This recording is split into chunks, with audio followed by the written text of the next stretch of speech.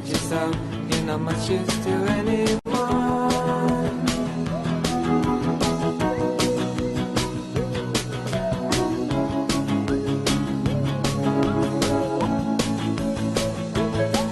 Take a walk in the park, take a Valium pill, get the light to your coat, from the memory go. But it takes more than this to make sense of the day. Yeah, it takes more than milk to get rid of the taste. And you trust it to this, and you trust it to that. When you saw it all come, it was waving the flag of the United States of calamity. Hey, after all that you've done, boy, I know you're gonna pay.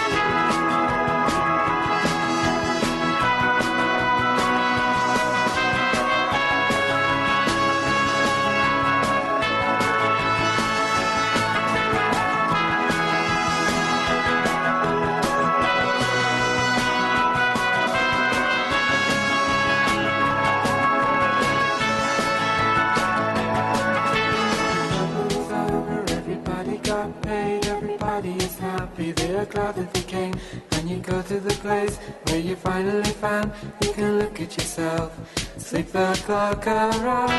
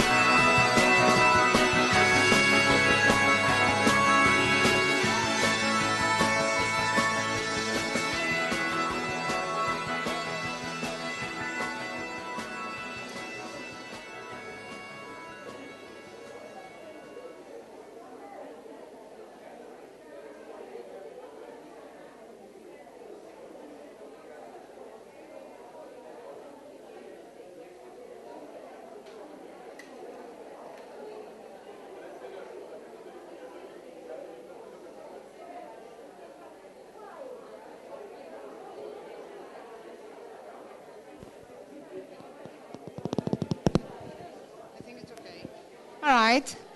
Thank you very much for being here. And I think that the person that is going to be our next plenary speaker doesn't need any special introductions because he's very famous and very popular among the ELT world. And we are very happy and really honored to have him here today. And Jamie Cady is a teacher trainer, a writer, founder of the lessonstream.org, and I think that he has won an Elton Award for his website. And I don't know if I believe that most of you know that the Elton Awards is like the Oscars of the ELT world. So this is a big recognition. Congrats, Jamie, for that. Okay, so his area of interest include the use of visual materials, storytelling, and video technologies in the classroom. And his publication include images, and bringing online video into the classroom and video telling. And Jamie did something very brave. He did a crowdfunding campaign in order to publish his video telling book. So I think, Jamie, you are a very, very, very brave man and very brave teacher and teacher trainer. So the floor is yours.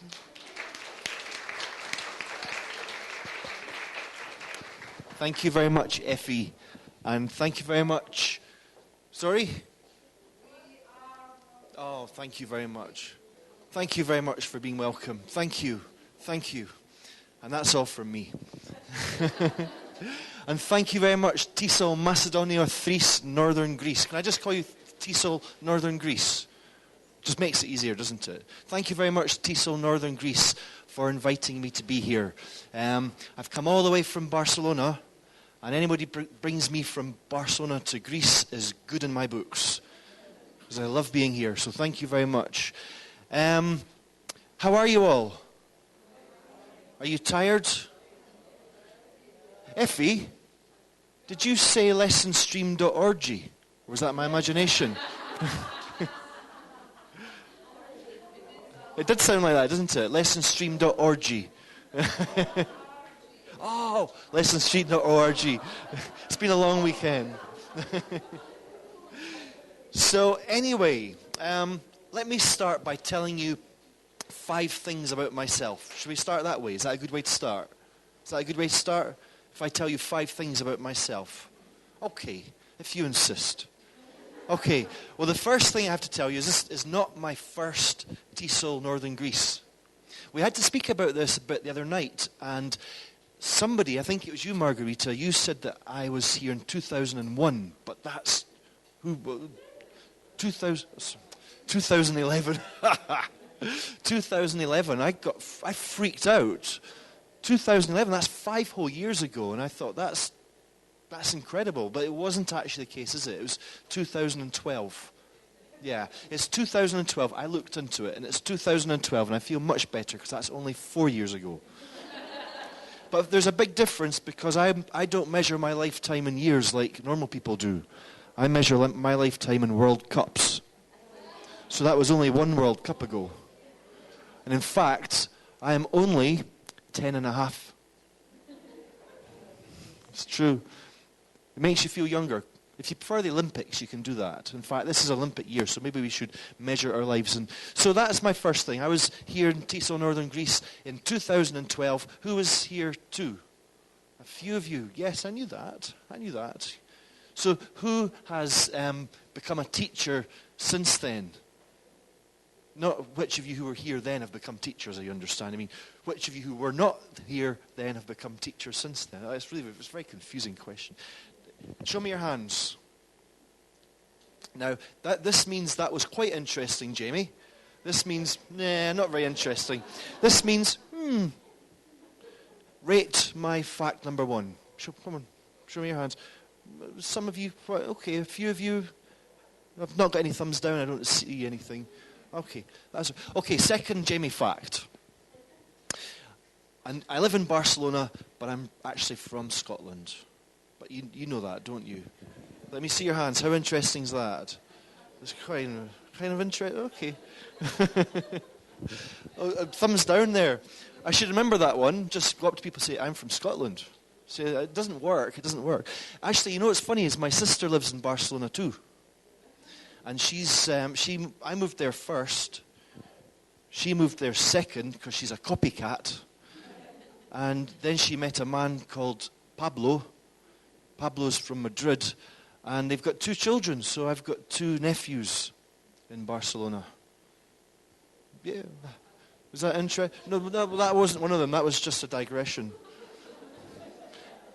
But the strange thing is, the really, really, really weird thing is my little brother has just split up from a 15-year relationship. He's just quit his job and he's thinking of moving to Barcelona as well. And my parents are thinking, what on earth is going on here? They don't know what's going on. They're still in Scotland. Yeah. Anyone else here got nephews in Barcelona? No? I was having a conversation with my 3-year-old nephew Mateo the other day. It wasn't really a conversation, you understand. It was more kind of an exchange.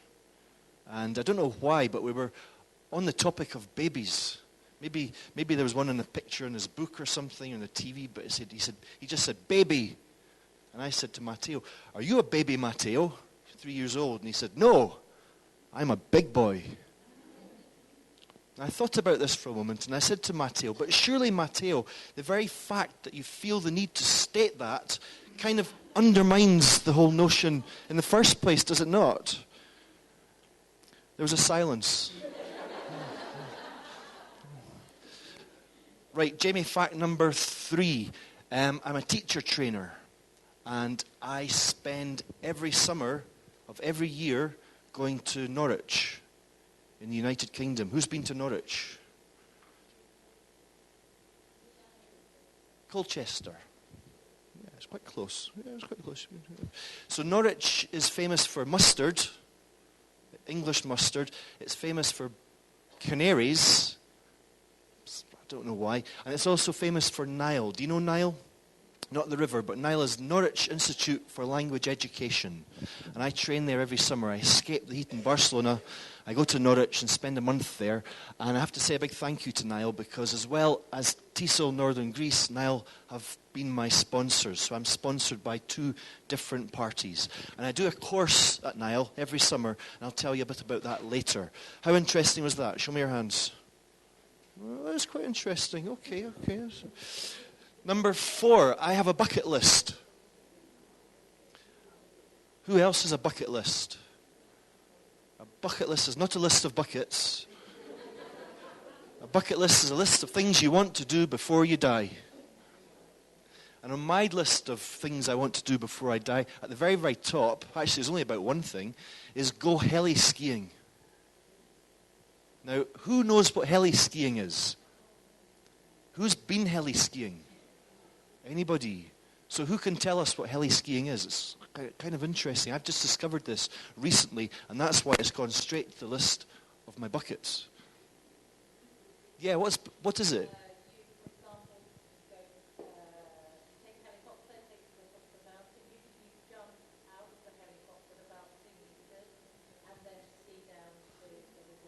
Yeah.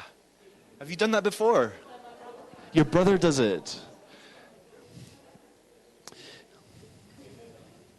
The thing is, I've never skied before. And so I've been told that if I want to be a heli skier, or at least do it before I die, I should maybe take up standard skiing first. Or I will die. Maybe that could be the last thing I do before I die. Who knows? How interesting was that?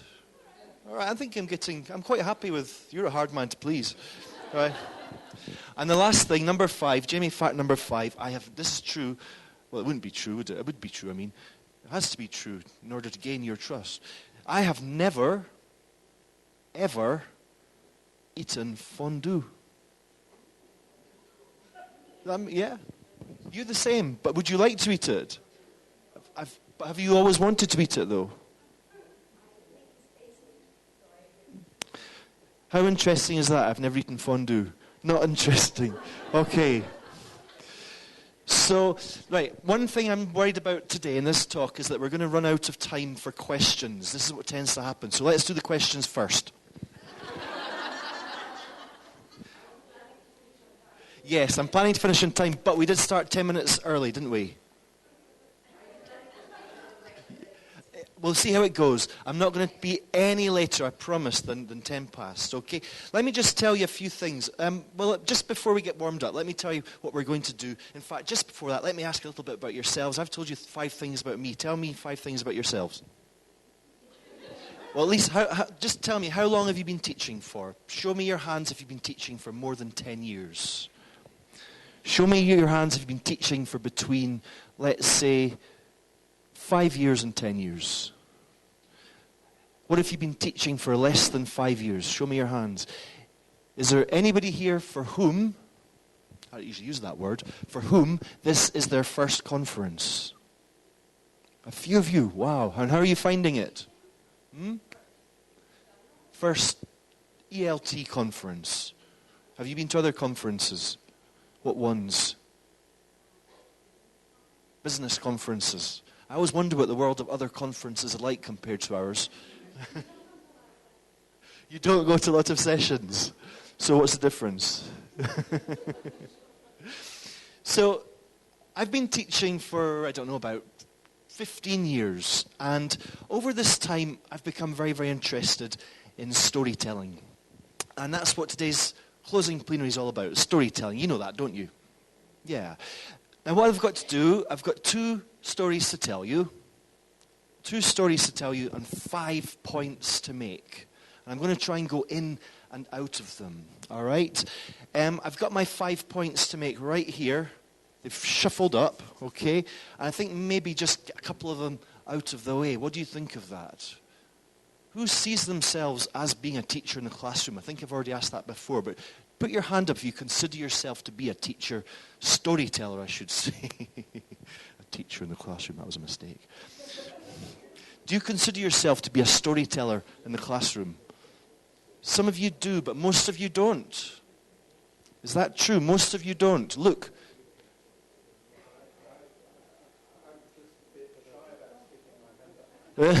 Was storyteller one of the things on your T-shirt today? Nobody will be from now on. Well, my feeling, I'm going to start with one of the most important things I'm going to say. Does anyone have this negative idea or negativity towards teacher talk? This idea that has been instilled into me over the years. I did my teacher training 15 years ago, and we were told that teacher talk is bad. And they didn't call it teacher talk, did they? They called it teacher talk time, which sounds like a chat show, a daytime chat show. Hello and welcome to Teacher Talk Time with Jeremy Harmer. And, you know, it's strange. Why do we define the most important resource that we have in terms of quantity? It's absurd. Surely it's much, much better to define it as well as terms of quantity in terms of quality. So as well as talking about TTT, we can talk about TTQ. And my idea is that it's essential to develop our teacher talk. It's no good just saying it's bad. It's no good telling it to go to the back of the class because it's always going to be here, there, here. And storytelling is the key to developing in this area. And once you've got the storytelling right, or once you improve it, all of the other things that we do that involve teacher talk tend to improve, whether it's giving instructions, defining, clarifying. You see, teacher talk isn't actually just about one person speaking in a room of silent students, although that's the dynamic here. Teacher talk implies 3 things. Number 1, the teacher's voice. And number 2 and 3, the teacher's ears. Because teacher talk is about listening as much as it's about speaking. It's knowing how to talk is knowing when to listen. I wrote that down just to make sure I could actually say it. And developing teacher talk, storytelling is the key, I feel. Personally, that's my own story. That's my own story. What do you think of that? Was that interesting? Was it quite interesting? Yeah? Okay. Okay, let's go on. Let me tell you number 2 then. That was the first point I wanted to make. It's okay. You've got to give me reassurance. Number 2, the second point I'd like to make is the storytelling. The storytelling. Now, storytelling to every teacher says something different. And if I asked you before if you're storytellers in the classroom, or at least if you consider yourselves to be storytellers in the classroom, a lot of you said no. Is it possible that you're reacting against or reacting in favor of an image which is either positive or negative? What does storytelling mean to you? Does it mean a single speaker talking to a room of silent listeners? My approach to storytelling is to aim more for a dialogue. So try to take this monologue, try to open it up, and try to make it dialogic. Try to drive it by questions or tasks, anything you can do to get things interactive and get students learning language. There are no rules. Use notes if you have to. You don't have to learn a story off by heart. Also, this is an image. I maybe should just explain something here. I've chosen this image very carefully because this is me telling a story in my own classroom in Barcelona last year. But this is not what my classroom always looks like. In fact, this was a 20-minute piece of footage, and I selected this frame very, very carefully because it communicates, it illustrates what I aim for here, what I'm trying to get out of my classroom, and that is, look, who's speaking? It's one of the students here. She's the one doing the talking. The storyteller, me, is actually silent at this point. What I don't want you to think, however, and this is really, really important, because this would be a really dirty trick, is for me to make you think that that's what my classes always look like. Because they don't. Teaching's messy. In fact, I've not been in the classroom since last year, so I don't even want you to think that I'm in the classroom on a weekly basis. That would be another dirty trick. And we're not at home to dirty tricks, are we? Anybody can take a great photograph of their classroom and show it to a bunch of teachers and go, look, that's me, that's how cool I am, that's my students having fun. Those dirty tricks. Now, if you want to make a story interactive, my favorite way of starting it is with these words. Are you ready for these words? Great words, by the way. I want you to use these words one day, tomorrow. I want to tell you a story, but first, let me ask you a question. Aren't they great words? You're not convinced. Okay, here's my question for you. Would you or would you not go heli skiing tomorrow if you had the chance? Put up your hands if you would. Put up your hands if you would not. Okay. This is the first story. And the story involves Megan, David, Mikhail, a near-death experience, the Kamchatka Peninsula, Helipro, and Lepus Arcticus. But one of these items does not belong to the story, you see. Now let's just go through these things one by one. What I've got to tell you is the jobs that Megan and David do and Mikhail's jobs, because they're pretty cool jobs. And you've got to decide which job you like best, if you could do either of them, okay? Now, Megan and David are married, and they are both professional snowboarders. They've got sponsors, they work for companies, they're involved in filmmaking. That's what they do for a living. And Mikhail is a cameraman. And what kind of videos does Mikhail make? Snowboarding videos. And where does he shoot from? A helicopter. Isn't that a cool job? Now, if you could have Mikhail's job, put up your hand. If you would prefer to have Megan or David's job, put up your hand. If you're happy being a teacher and you don't want to change, that makes me happy. That makes me happy. Okay, another question for you. Who knows where the Kamchatka Peninsula is? Put up your hands. Shout out if you know. Russia. Just opposite Japan. Just find Japan. There it is, directly opposite. So you're talking about more or less here, right? This is the Kamchatka Peninsula in northeast Russia. Has anyone been here? No. So what else do we have? Okay, HeliPro. What is HeliPro? Any ideas here? The company that does what? HeliPro is quite simply the company that arranges, that organizes, that does the heli skiing trips. Does that make sense? Does that make sense? There's a few confused faces.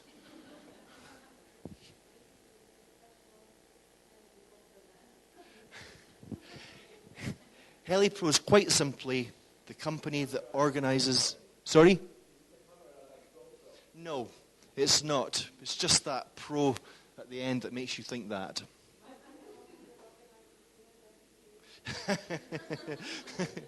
the guessing games part's finished here because I'm actually maybe they do inadvertently. HeliPro is the company that organizes the heli skiing holidays. It's simple as that. And these are the ingredients of the story.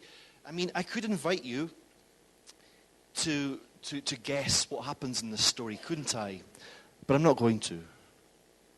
I could invite you to ask your teacher questions, and you'll forgive me for treating you like students in order to demonstrate these activities. But I'm not going to.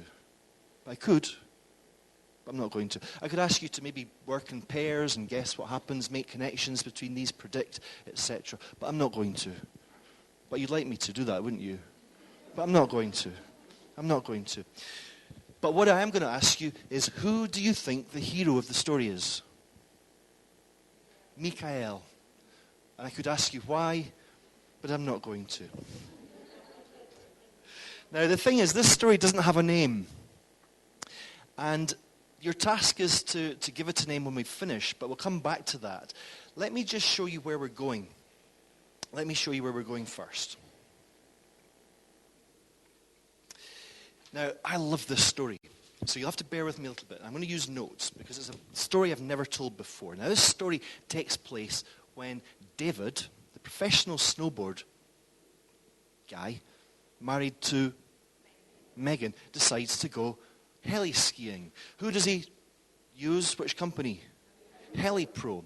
Now, I'm not sure when this story took place or how many days David had been on the slopes for, but one day in Kamchatka Peninsula, he's skiing down the mountain, all right? You can imagine this, yeah? He's skiing down the mountain. And can you imagine that the snow, I mean, what adjectives would you use to describe the snow? Powdery. For every adjective you give me, I'll give you one back. Abundant. This is adjective tennis. Crispy. Untouched. Fresh. Deep. And dense. In this story, they're not mutually incompatible. Exactly. So this is kind of cool snow. This is the beauty of heli skiing. This is the beauty of going off-piste. The snow is so much more abundant and appealing than when you stay on-piste. Who skis, by the way? I didn't ask this. Some skiers here. Okay. Do you go off-piste? No. To find the fresh snow. Now, what are the dangers associated with off-piste skiing? Do you know? Of course, it's avalanche, isn't it? Now, David's completely unaware of this, but as he's skiing down the side of this mountain, he sets off an avalanche. And he's completely unaware of the danger. And there he is. He's skiing from side to side, or I should say snowboarding from side to side. The avalanche is behind him. It's getting stronger and stronger. David is completely unaware of the danger. He's skiing from side to side. The avalanche is behind him, getting stronger and stronger. David's completely unaware of the danger. And there he is, skiing from, with the avalanche getting David completely. And suddenly, just out of the corner of his eye, he sees it behind him. Does he panic? Of course he doesn't. He's a professional He's competent. He's been doing this for years. I don't know if he's ever experienced an avalanche before, but he doesn't panic. He manages to use his skill to move out of the way of the avalanche. He snowboards to the side and watches this thing pass him. And he goes, wow, woof, woof. I am lucky to be alive. You with me so far? And he keeps saying this, I am lucky to be alive. I mean, I am lucky to be alive. God, I'm lucky to be alive. I can't believe it, I would have died, And later that night, David and his friends, they're all doing some après-ski or après-snowboarding, a few drinks, and David's going, I'm lucky to be alive. Did I say that? Well, David's, he's our hero. He's the hero of the story, possibly. But he's also a bit of a boaster. He's, if it hadn't been for my skill, I would have, yes. Michael says, David, there's something you don't know. Yes. And I think you're exaggerating.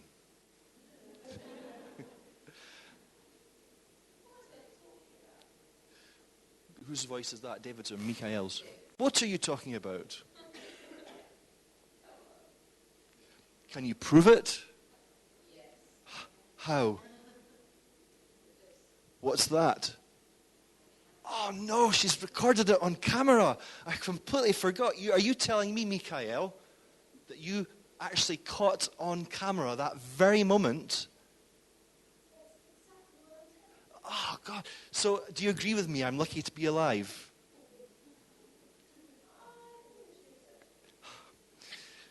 Well, let's see the clip. Shall we watch the footage? Shall we watch it? Okay, if you insist. Now, I'm going to give you 3 possibilities. You have to make up your mind here. I think that he would have been okay. I think that he would have survived, but he would have been injured. Or, I think that he would have been a goner. Is that a new idiom for anybody here? I would have been a goner. I chose it especially because my student, Marta, this was new for her and she liked it, and she's got a good level of English. Here's David. Watch very, very carefully and make up your mind. Which of these 3 statements do you think applies to this clip?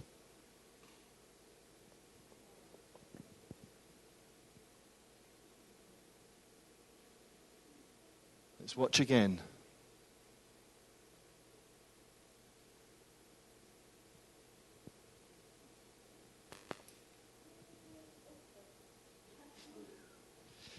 Let's see. Now, who thinks that David is lucky to be alive?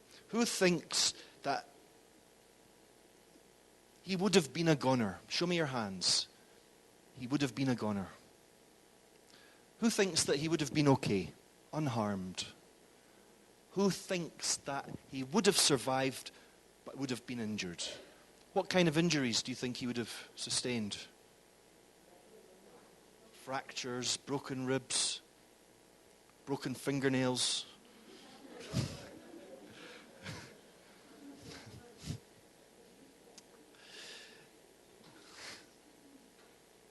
And they watched this clip over and over again in the bar, arguing about whether or not David was lucky to be alive, whether or not he would have been a goner, whether or not he would have been injured. And the 3 of them, the 4 of them, I don't know exactly how many of them were in the bar, but they had a really good argument about this.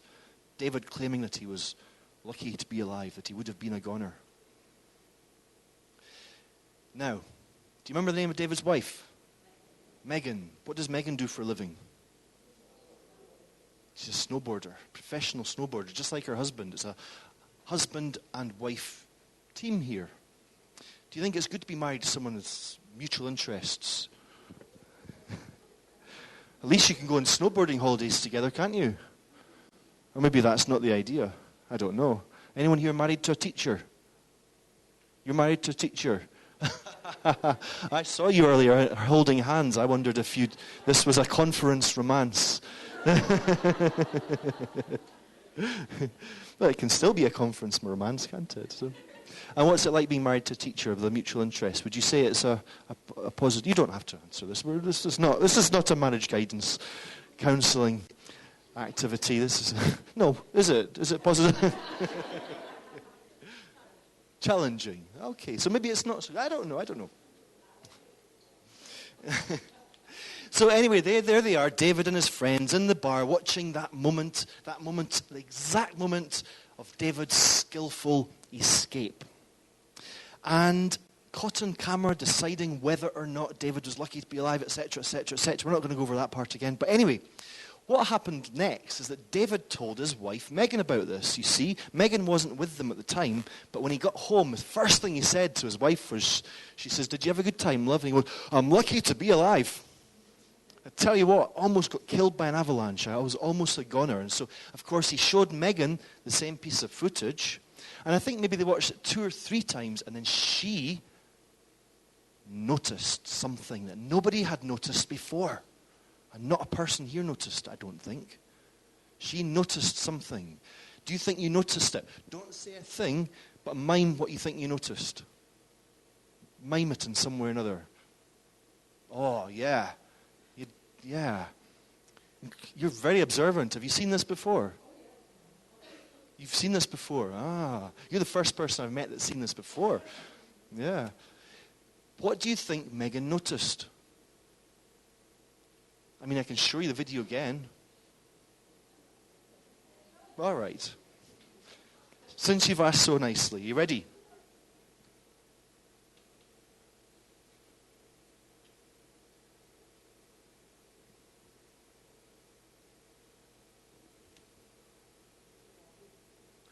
Where? Did you see this? You can actually see it right here. There. It's Lepus arcticus. This is an Arctic hare.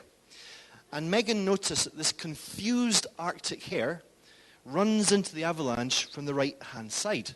Do you want to see it again? It's really quite cool, but really quite sad.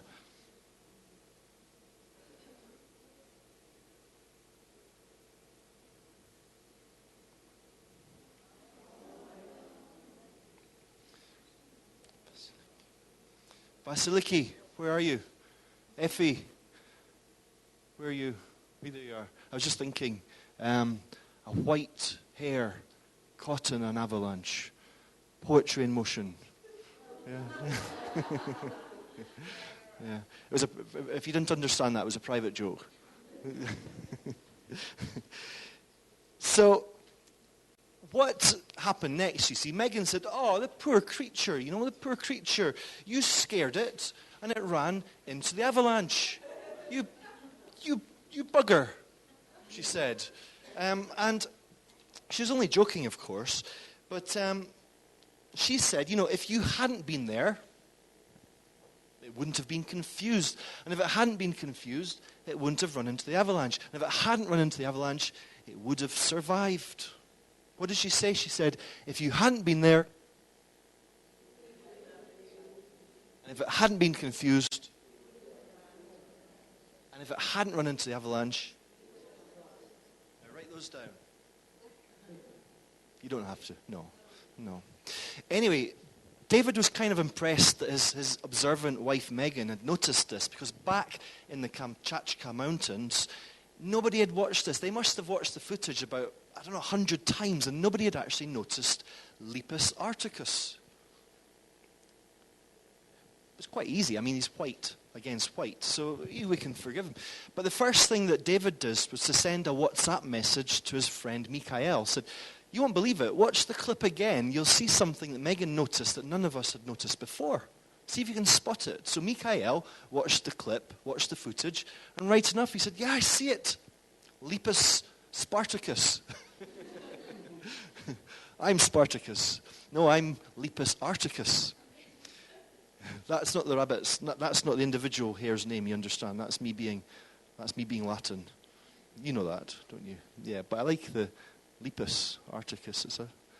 If I ever have a pet hare, that's what I'm going to call him. Now, Mikhail started to think, it's a bit of a shame, poor Hare, if we hadn't been there, he wouldn't have got confused. If he hadn't been confused, he wouldn't have run into the avalanche. If he hadn't run into the avalanche, he would have survived. And Mikhail went to bed that night thinking, oh, poor Hare, shame, But he couldn't get to sleep because he kept thinking over and over and over and over again, maybe it survived. So he went back to the footage and he watched again.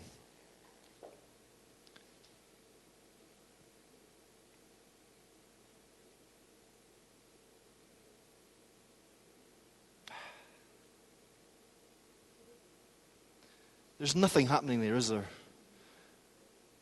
But Mikhail's a competent guy.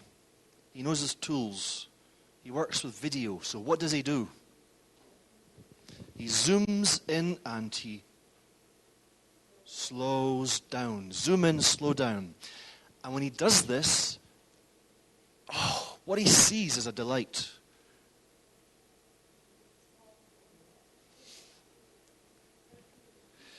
Shall I show you?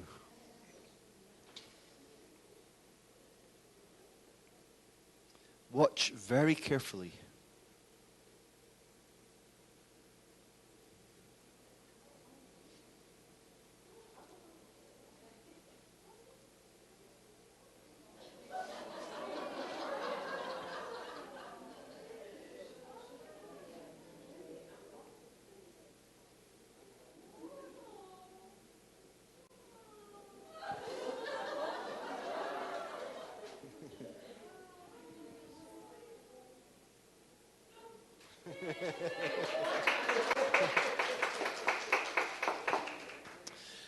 Who's the hero of this story?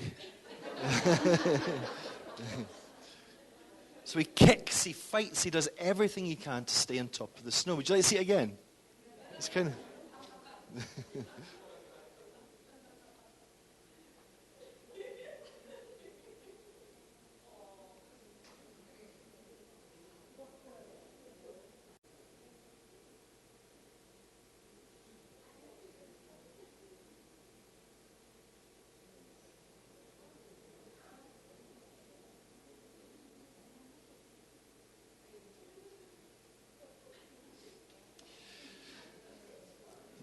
It's not finished.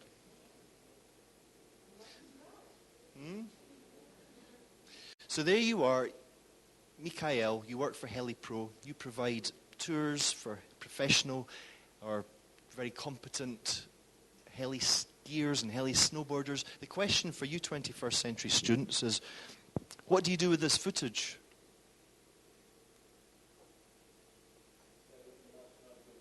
You sell it to National Geographic. How much money do you think you'd get for that? Not much. Put it on YouTube, just like that. If you've got a channel for your... Yeah, possibly. Any other ideas?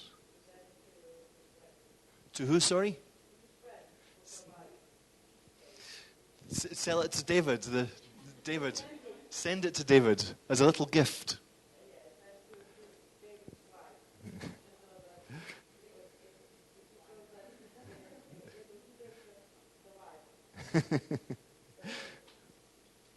These are all good ideas, but for me, somebody who is a YouTube potato, i.e. I watch far too much YouTube, there's only one thing that you have to do with it. This is an incredibly valuable piece of footage.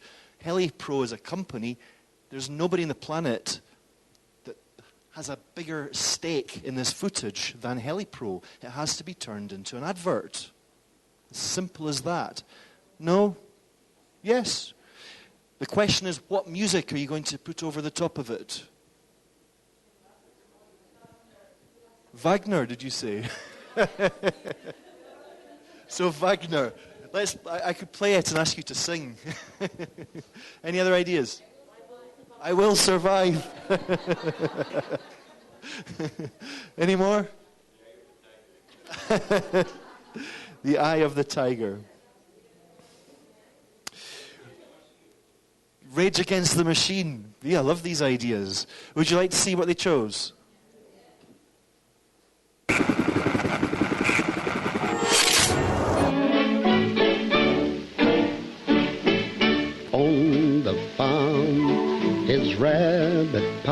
Friday, so every Friday that ever comes along, I get up early and sing this little song. Run, rabbit, run, rabbit, run, run, run.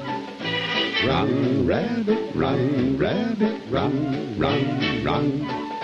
Bang, bang, bang, bang goes the farmer's gun. So run, rabbit, run, rabbit, run, run, run. Megan said, "That's terrible." David says, "Why? What was Megan's problem?" We didn't get any money. Megan's, according to David, is a bit pedantic. And her problem with this video was that the hero is not a rabbit. The hero is a hare. Now, do you think Megan was right to pick up this point and dispute it? Or do you think she's just being pedantic? Put up your hands if you think Megan's right to point this out. Put your hands up if you think she's just being pedantic. Oh, okay. Yeah.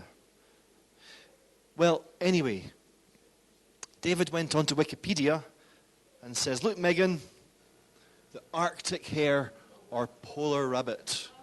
So although they can be commonly called polar rabbits, they're actually hares, or although they're actually really hares, they can be called polar rabbits. But Megan still wasn't happy. "What's your problem now?" David says. "Well, the hare didn't sign a release form." And that's the end of the story.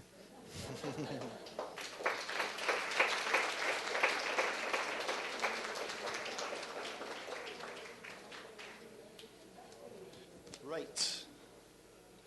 Let me make some, back to this pile of paper here. Did you enjoy that story? It was... Okay, I'm happy. I'm forcing you to be positive, though. I say Amantai. Does anyone else here say Amantai? Amantai. I'm forcing you to be positive here. Amantai.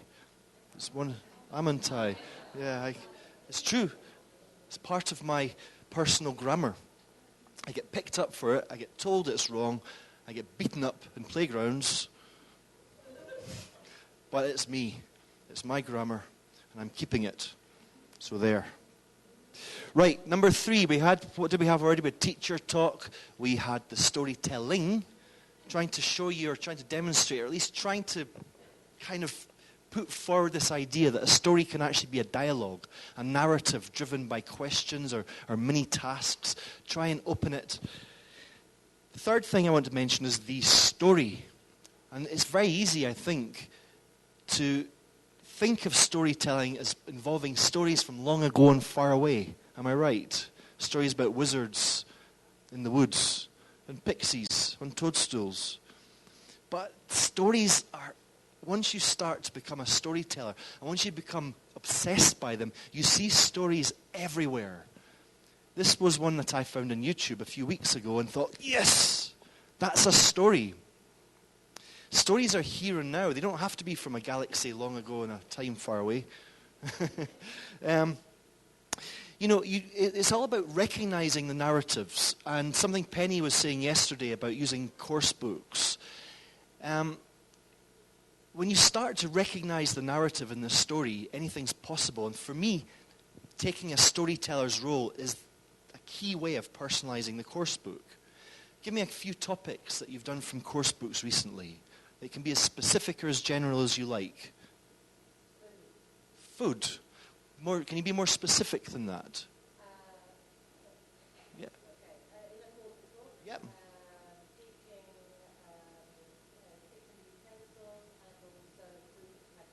Food vocabulary. So you must be able to think of a personal story which involves a list of food vocabulary and some kitchen utensils.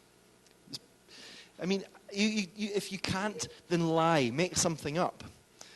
What was that? Appropriate.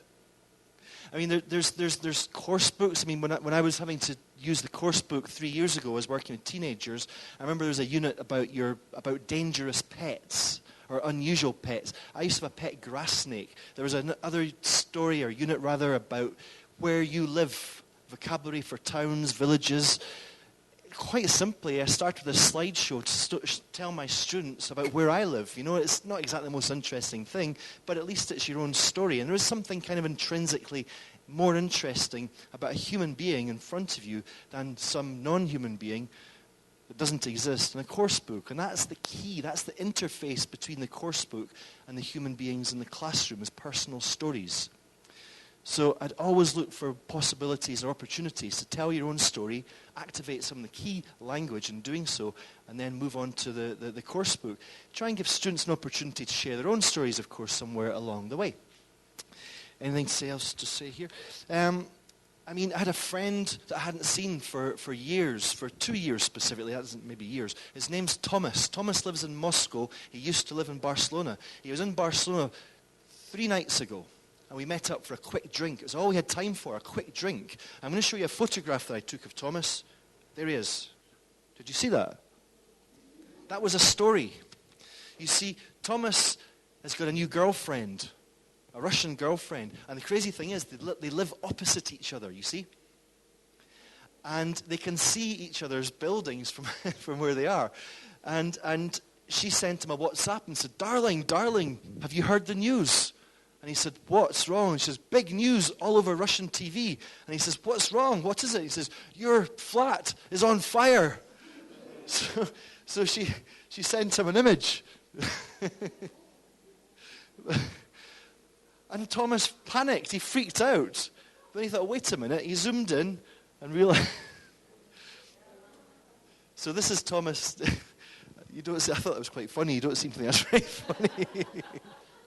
I thought it was hilarious that his new Russian girlfriend's playing tricks on him by manipulating images of his flat to make sure. And I said, what do you think of that? And he says, I love her even more for it. Now, that's when you start to see stories everywhere. That's the kind of thing that happens. Check your mobile phones. Go through your images. Go through your videos. You will have stories on them. Any of those stories can be used in the classroom. So it's a case of maybe preparing it a bit, thinking about what you're going to say, what you're going to teach, what you're going to ask, what you're going to get your students to do. Let's have a quick break before we finish. We have just about time for me to do 2 more little things here. Can I just tell you about my course at Nile? It's called VILT. Do you know what VILT stands for? It stands for Video and Image in Language Teaching. And this is a course that I teach every summer. And this year we've got 2 courses. There's Nile in Manchester as well, and you can do my Video and Image in Language Teaching course in Manchester part-time for the first half of July, or you can come to Norwich and do it full-time for the second half of July. And I believe there's still places. If you're interested about this, you can send me an email. I'll give you my address in a moment. Or you can go to my website, lessonstream.org. And at LessonStream, you'll see an advert here for the course. Video and Image with Jamie. And just perfect, one of the participants said last year. And click on the link, it'll take you to the page and you can see some more information about it. If you do it through me, guess what you get? I shouldn't say that because it's not a discount. You'll get one of my books, a book of your choice. This book is the one that Effie mentioned, Video Telling, and the rabbit comes from this. Okay? The rabbit story comes from Video Telling. Now, just 2 more quick ones. You want me to finish now, don't you, really, at 10 on the dot? I could finish at 10 past and do 1 more story. It's up to you. Those were 2 stories, by the way. One with David and one with the rabbit. It was 2 different narratives in the same video, so I wasn't lying. It was 2 stories. Just 2 very, very quick things to say. Number 1, the students. This is number 4, rather, the students. The students, the participants, don't think it has to be a whole class. If you teach one-to-ones, you can do storytelling with one-to-ones. It's actually a very, very natural thing to do. We can do storytelling with teens and teenagers. But what we're using here is not actually a story, not actually a storyteller, but the raw material, this is something we said yesterday, is the participants. It's not about the words that come out your mouth. It's not about the video. It's all about the narratives that each individual constructs here in his or her mind. That's really what we're working with. Does that make sense? And you've got to be aware of that. We have to be aware of that, because if we're not, it can lead us to become teachery. Do you know what I mean by teachery? You ask a question, which is an open-ended question. It's an invitation for students to express their own internal narrative, but just because we don't get the question, or rather the answer that we're expecting, we become teachery and go, yes, any more ideas? It's about improvisation. It's about working with ideas. What was your name, sorry? Tatiana, who got involved in this exchange by mistake and trying to work with that. And this is, sometimes it works all right for me, sometimes it doesn't work so well. But this is what I try and get happening in the classroom. It's easier, obviously easier to make these ideas work with a group of teachers like yourselves. And the last thing is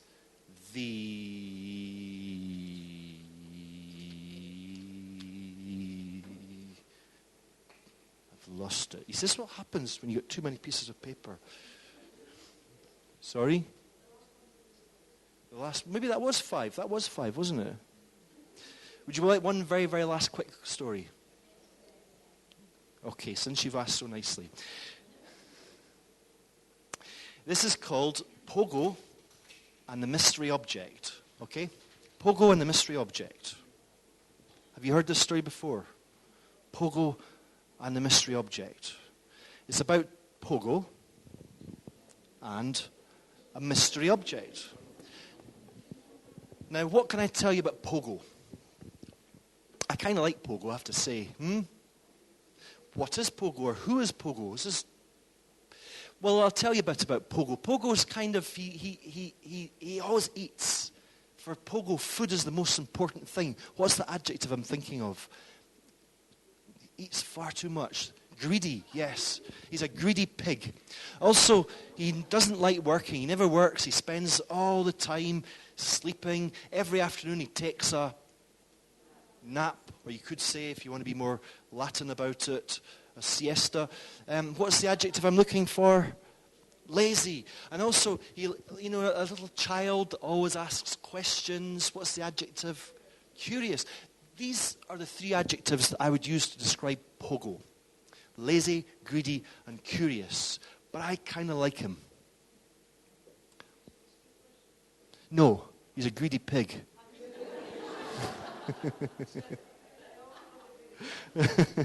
I wouldn't usually tell you that part until the end, but I have to be honest with you. Yeah. A question for you. Has anybody here ever jumped out of a plane? You understand that I mean with a parachute, right? We're going from one extreme sport, not yet. We're going from one extreme sport to the other. We're going from heli skiing to skydiving. Which would you rather, heli ski or skydive? Skydive. Who here has ever done a parachute jump? Anybody? Nobody? If you could do one tomorrow, would you? Yes? No? You get the day off work? Sorry? Chocolate diving.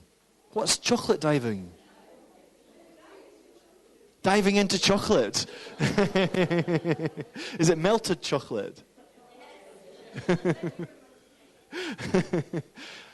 It's like Charlie in the Chocolate Factory. Augustus Gloop goes up the tube. Do you remember?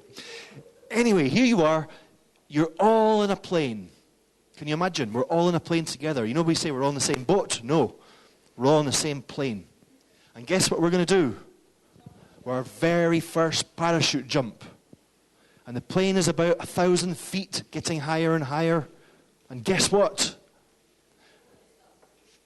The door is already open. Can you hear the wind coming past? How are you feeling? How are you feeling? Scared, frightened, excited, terrified, awesome. What are you thinking? What are you thinking? I'm going to die. Is anybody having second thoughts? Show me your hands. Now, this way, this way, this way. Yes. Now, in your hands, you are holding Pogo. Pogo's having his afternoon siesta right now. in the sun. You see, Pogo takes an afternoon siesta every day in the sun, so Pogo's not on the plane. Maybe another day he could do a parachute jump, but I don't know if they let pigs on the plane. But maybe, I don't know.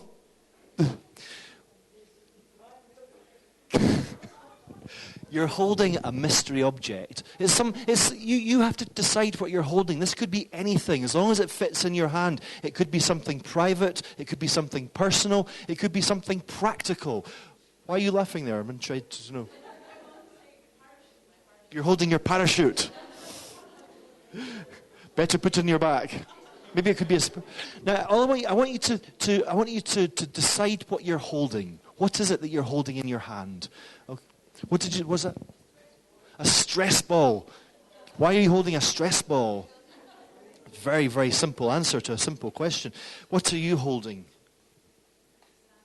Sandwich. Tell us your story. Why are you holding a sandwich?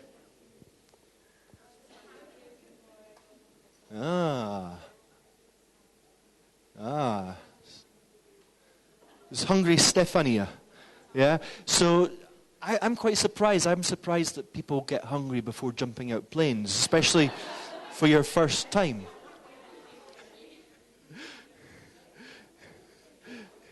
Any other ideas? A GoPro camera. It's a good idea. Yeah. Oh, yes. Yeah. What's he holding?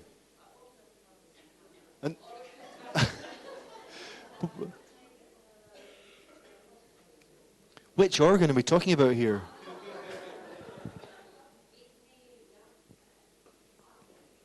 A selection.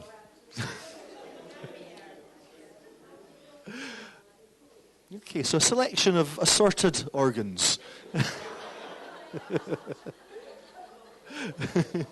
Anyone else? Yes. A magic potion. A magic potion. By the way, if you do this in your classroom, give out pieces of paper, ask students to write down what their objects are first, then take them back and you can go one by one, go over them at a time and nobody can change their mind. And you get some pretty crazy ideas. What's yours, Effie? Birthday cake. Tell us everything.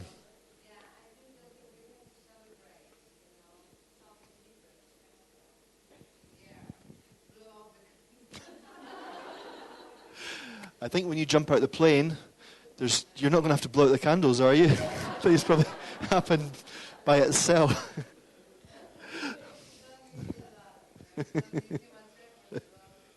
I was doing my first parachute jump the other day. I was free falling. I was trying to blow out the candles on my birthday cake. You know. Oh, by the way, guess what happens? I didn't tell you. Something happens at this moment. The plane hits a little bit of turbulence. Just a little bit of turbulence. And it shakes. And as a result, your object falls out your hand. It escapes through the door and starts to hurtle towards this planet that we call Earth. It takes about 25 seconds to land on the ground with a thud. And it's enough to wake up Pogo from his afternoon nap in the sun. What does Pogo do? He's a curious, greasy lazy creature. He comes to investigate, he comes to explore, he tries to eat the cake. It would be quite funny. I'm sure he probably tries to eat the organs as well. Yeah, he's a greedy pig. What if it's a stress ball? What do you think he does? He plays with it. What if it's a birthday cake? Probably eats it. If it's a GoPro camera,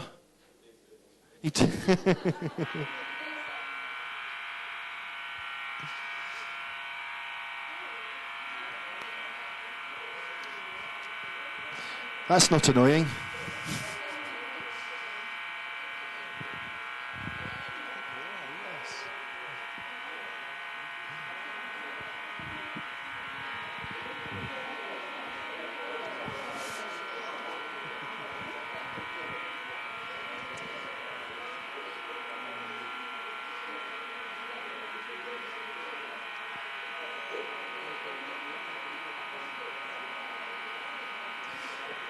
Shall I wrap up?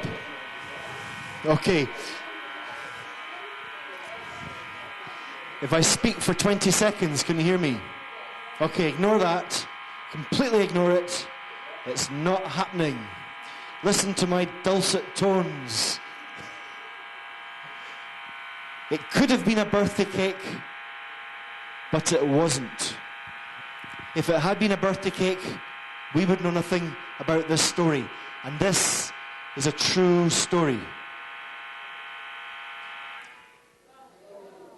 It could have been a stress ball, but it wasn't. If it had been a stress ball, we would know nothing about this story. And this is a true story. It could have been a selection of organs, but it wasn't. If it had been a selection of organs, we would know nothing about this story. And this is a true story. Do you believe me? Well, I can prove it. It's all on camera. What was the mystery object? A phone. An umbrella. It was a GoPro camera coming from a clumsy skydiver. Turned it on, switched it on, started filming, let go of it. It started to fall towards the earth. Took 25 minutes, land beside Pogo. How did Pogo react? He tried to eat it, of course. All captured in camera. The medium is the messenger, and here it is. Just before I show you the video, just before I go, number 5 that I didn't tell you was the storyteller. That's you. There are as many ways to tell a story as there are human beings on the planet. I learned a lot of storytelling skills from my good friend Chris Rose, who also works at Nile. He's one of the shyest people I know. So don't associate being shy with not being able to tell stories. And if you want to try these out, there's a handout. I'll give you these 2 stories for you to use in the classroom. Your homework is to do so. Try them out. If you feel shy, do it on a Friday afternoon instead of games. If you still feel worried about it, tell your students, give them a choice. Either we can do grammar, or I can tell you a story. Keep it short. I've tried to pull these stories out, but keep them shorter. Short and sweet. And also have a backup plan. If the story doesn't work, you can have the text on paper. And you'll have the texts on paper in the handout, okay? Would you like to meet Pogo? This is the view from the GoPro camera. Here we go.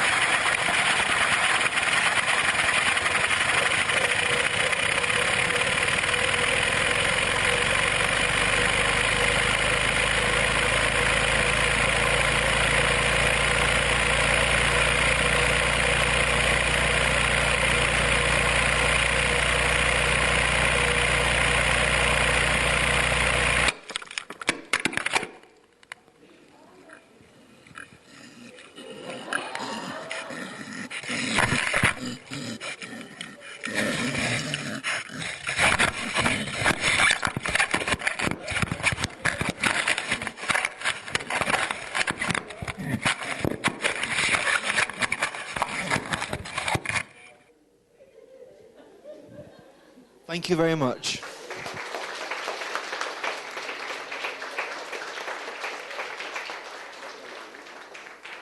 Please feel free to send me an email for the handout at hello@jamiekeddy.com. Also, if you want me to put you on my mailing list for my newsletter, you can subscribe at lessonstream.org. Thank you very much.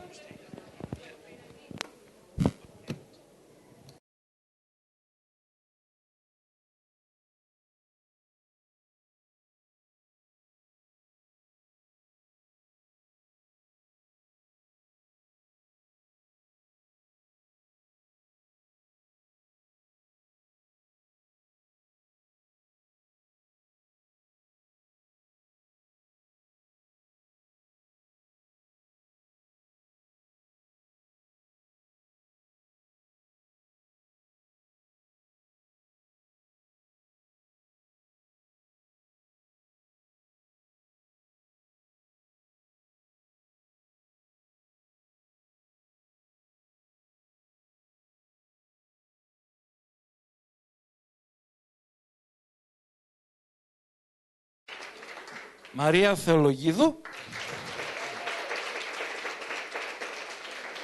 Βασιλική Μανδάλου, Βασιλική,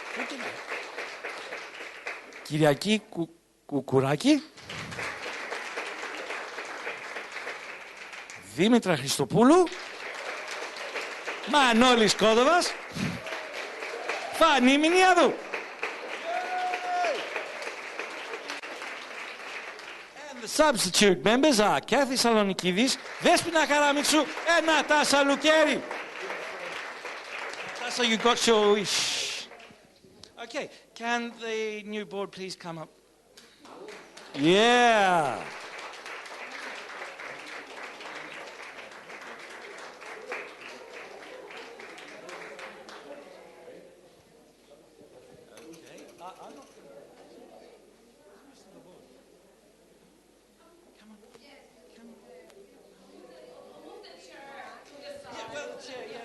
Gone.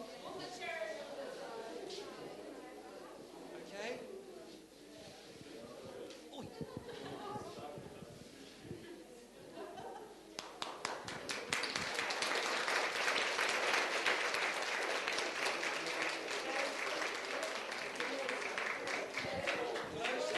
A nice board photo.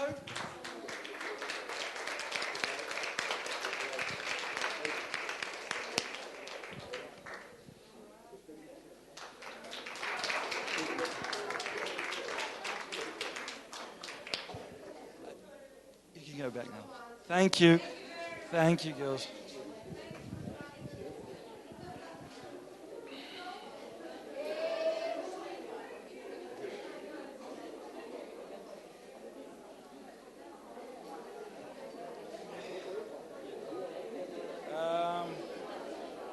Oh no. Hey, wait. Dora, βλέπεις. Ναι, θέλω εδώ κάπου έχει το open.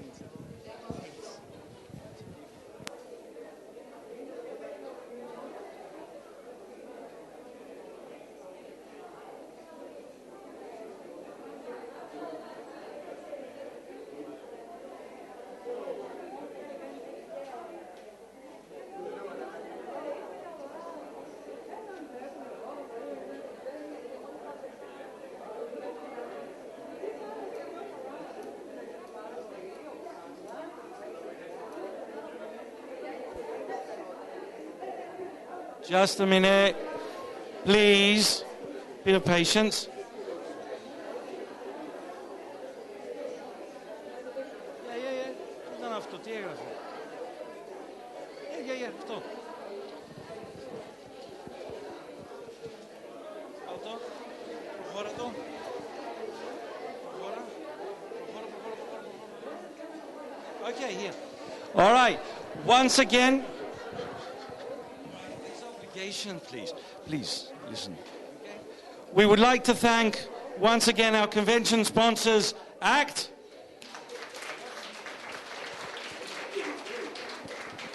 Burlington Books for the wonderful buffet last night,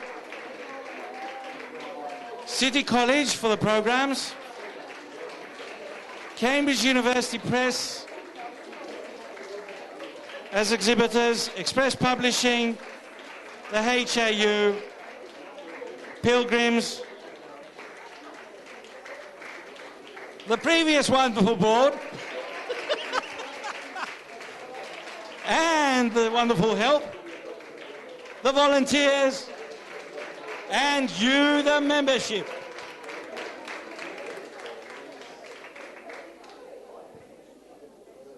Bye-bye.